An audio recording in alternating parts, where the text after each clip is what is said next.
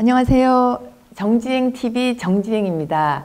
오늘은 다이어트, 유의해야 될 식습관에 대해서 알아보도록 하겠습니다. 먼저 한방 다이어트는요, 1:1 맞춤 다이어트라고 할 수 있는데, 한의학에서는 사람마다 그 체질이 다르겠죠. 그리고 그 다른 체질에서도 현재 그분의 건강 상태, 몸 상태, 나이에 따라서 다 다르겠죠. 각각 개인에 맞는 맞춤 다이어트, 물론 체질적인 부분도 있겠고요. 그리고 개개인의 몸 상태, 예를 들면 여성들의 경우 아랫배 쪽에 문제가 있다.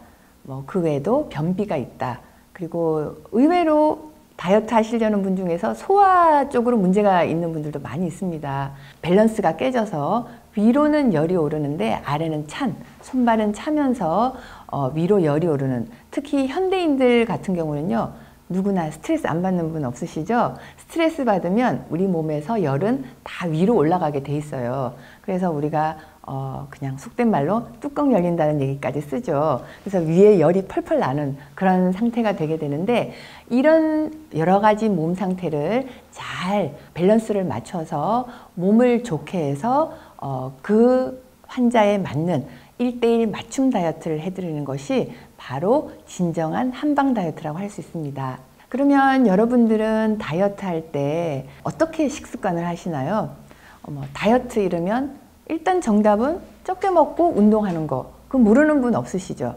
그런데 적게 먹고 운동을 하는데도 안 되는 분들이 많은 걸 어떡하죠? 여러분들도 해보셨을 겁니다.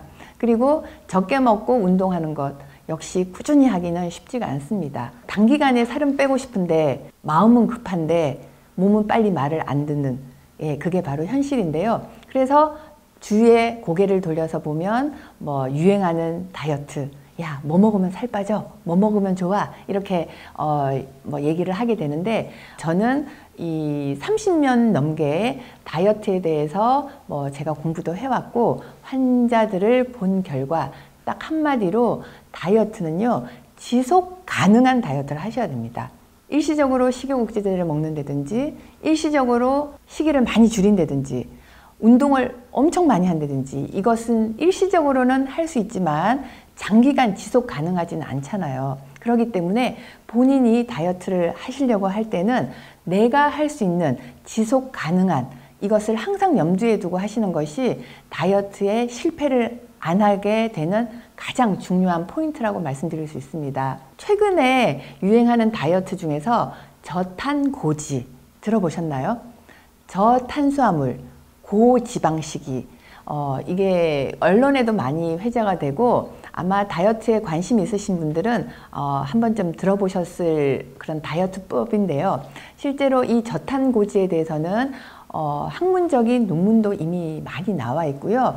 아마 실행에 옮겨보신 분들도 많이 있을 겁니다. 이 저탄고지를 예를 들더라도 일시적으로는 살이 빨리 빠진다는 그런 논문 결과도 있습니다. 하지만 장기적으로 봤을 때는 결과적으로 크게 추천을 드리고 싶지 않은 다이어트라고 저는 다이어트 전문가로서 말씀드리고 싶은데요. 장기간 할 때는 아무래도 정상적인, 일반적인 그런 상식선에서 할 수 있는 다이어트를 하시는 것이 저는 가장 좋다고 생각을 하고요.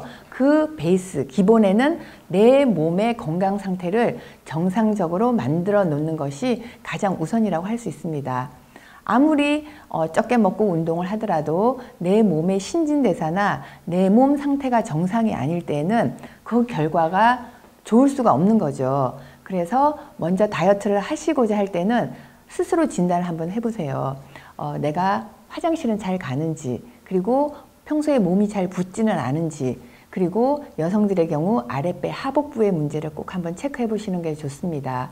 그런 다음에 다이어트에 돌입을 할 때 가장 상식적인 얘기는 먹는 것을 줄이고 운동하라. 그거는 삼척동자도 할 수 있는 얘기지만, 이것을 꾸준히 할 때는 당연히 그것이 정답인데, 꾸준히라는 게 여러분들도 해보셨겠지만 쉽지가 않습니다. 일단 기본적으로 본인의 몸을 진단을 하고 내가 실현 가능한, 그리고 장기간 지속할 수 있는 그런 다이어트를 하시는 것이 가장 좋은데요.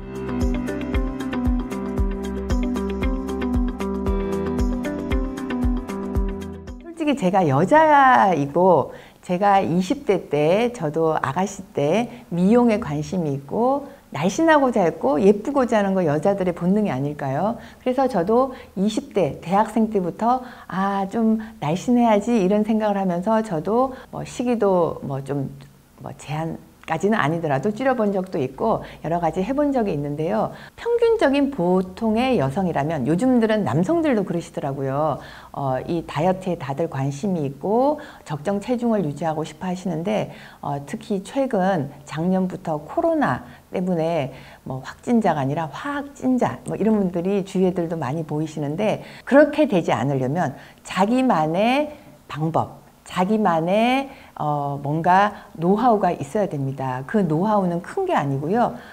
먼저 말씀드렸듯이 꾸준히 할 수 있는 것을 먼저 세우는 건데요. 저는 어떻게 추천을 드리고 싶냐면 유행하는 다이어트를 따라가지 말라고 제일 먼저 말씀을 드리고 싶습니다. 항상 건강을 먼저 생각하시는 게 좋고요. 이 건강을 생각하려면 삼시세끼 규칙적으로 드시고, 그리고 규칙적으로 운동하고, 이게 가장 기본인데, 기본이 진짜 실은 제일 어렵잖아요. 그래서 제가 30년 넘게 제 스스로 해온 다이어트법은요, 항상 소식하려고 노력을 합니다.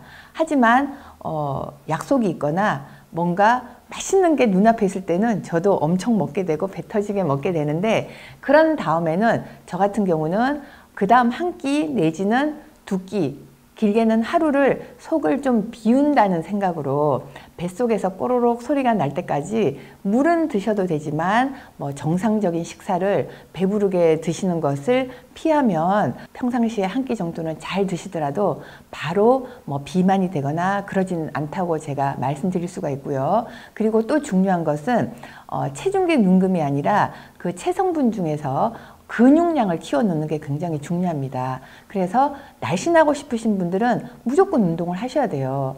꼭 헬스장이나 수영장을 가지 않더라도 집에서 기본적인 스트레칭부터 시작해서 스쿼트나 윗몸 일으키기나 이런 것을 꾸준히 하시게 되면은 내 몸의 복근이 강화가 되고, 그리고 이런 근력이 유지가 되면은 똑같이 먹어도 살이 덜 찔 수 있는 거죠. 왜냐하면 근육은 우리 몸의 에너지를 소모하는 공장이고요.